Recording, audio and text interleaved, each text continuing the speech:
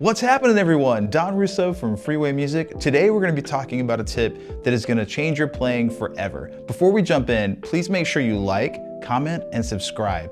And if you like the channel, consider supporting us through our Patreon or one of our memberships. All right, we're going to be talking about muting. And what I mean by muting, not just like muting the strings, but muting unnecessary strings while you're playing. Sometimes the notes you don't play are equally as important as the ones you do. I'm going to show you a few different ways that you can do this to clean up your playing. The first one I'm going to talk about involves chords. So oftentimes when I see beginners coming in and they're strumming, even when I go watch some of my friends play, like singer-songwriters here in town, they're playing open chords and they have, like, for example, they may be playing a D and like they are not muting the low E string, and when they're strumming, it sounds pretty rough, especially when they plug up for the first time into a PA with an acoustic guitar and it's just like this wall of sound behind them, right? So what you can do is you can actually take your left hand and just gently mute the low E string with your thumb like this. So you can actually strum pretty hard here, and I'm not going to be getting that low E string anymore. Same thing for like a C chord, or pretty much any chord that you are playing that involves, like if I'm playing a B7, I want to make sure I'm muting the string. Like right here in this example, I'm using the tip of my middle finger and my thumb just to lightly touch the string. And I think of it as like a safety net, right? You don't want to do this on purpose. You're not trying to purposely hit this string. You still want to try to avoid it. But much like if you're walking across a high wire, you don't want to jump into the net, but it's there to catch you just in case you fall, right? All right. Now, you can also do this with power chords. So let's just take a D5 power chord. I got my first finger on the 5th fret of the A string. And I've got my ring finger here on the 7th fret of the D string. In this example, my first finger is not only muting the low E string, but literally the rest of these strings down here, the high E, the B, and the G. I could use my first, sometimes I like my pinky when I'm doing power chords. But in this case, you can play like really aggressive, and you're only really getting these two strings ringing. Otherwise, you get a lot of noise behind it. So you can use the tip of your first finger and your first finger in general to help mute strings when you're doing power chords or bar chords or anything like that. So basically, anytime you're playing chords, make sure you mute the strings that you don't want ringing out. Okay, the second thing we're going to talk about is when you're playing scales or you're playing single notes. So I'm going to use this pentatonic scale as an example. Just going to walk up the pentatonic scale here. 5/8 on the low E, 5/7 on D, G, and A, and then 5/8 on B and high E.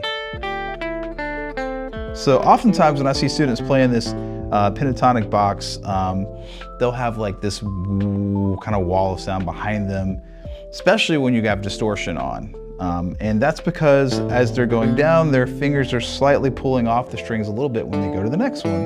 And it's like, I'm kind of over exaggerating, but and it makes it like this wall of sound that kind of like when you stop playing, you can hear it kind of all of these strings ringing behind it. So here's how you eliminate it. As you're going down, I'm going to start here on the G string, for example. So I'm going to be 5th fret G. The tip of your first finger will mute the adjacent string, so the D string, and also these strings up here. Meanwhile, the heel of your palm will be muting the lower strings. So if I'm on the G string, I'm thinking one string down, I need to mute it with my first finger, and then the low E and A I'll be muting with the heel of my palm. So that way, literally just getting that one note there. You can even like reach your fingers, you can even reach these middle and ring fingers over sometime, because this is pretty interesting. If I'm putting my middle finger across the strings lightly and I press, right now it's muted, but if I press this first finger down, it pushes the string below my middle finger and actually makes it ring out. So you can actually use your middle finger over top like that a little bit as well. But as I'm going up the scale, now you'll hear I don't have any of that resonant noise behind me.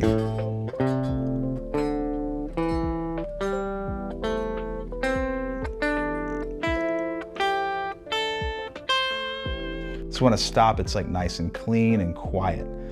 Also, another tip, you can use the side of your thumb to touch the string as well. So when I'm playing this note here, my thumb is resting on the D string, so it's helping mute as well. This is great for when you're trying to play scales or solos and you want it to be clean and not have a bunch of noise below you. So just be conscious of the strings you're not playing. A lot of songs have like single notes in them, and they are kind of like you're aggressively playing all the strings. Like the first example I think of was like Pride and Joy, like.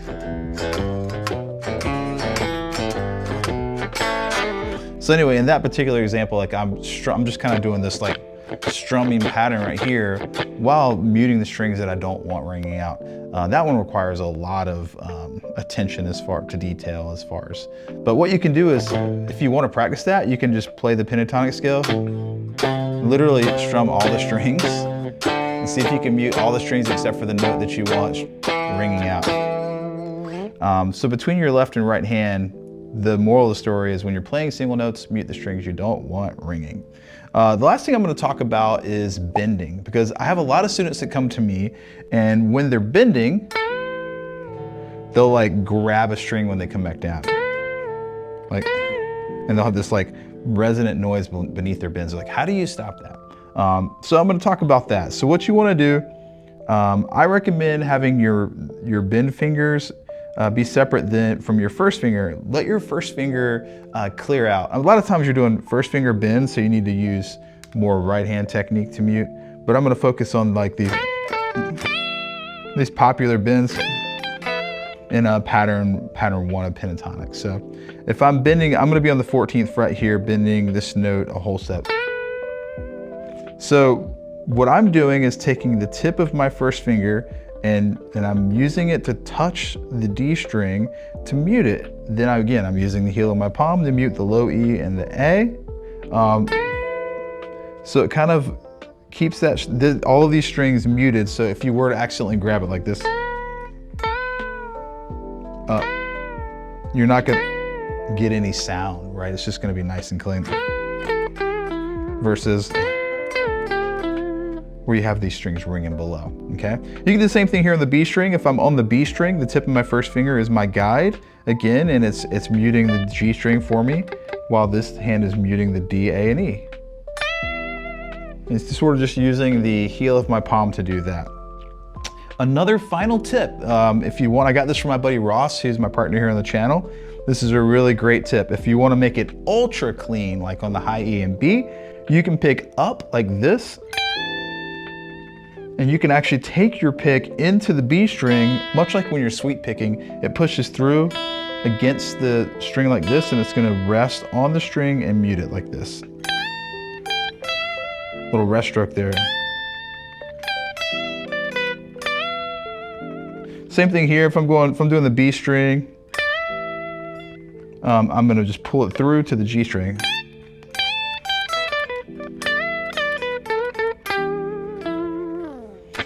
Great. The moral of the story is mute the strings you don't want ringing out, and your playing will sound much cleaner. You're gonna sound way more pro. This one tip really absolutely will revolutionize your playing.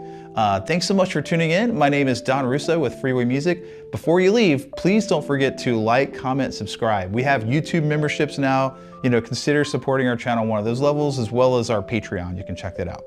We'll see you in the next video.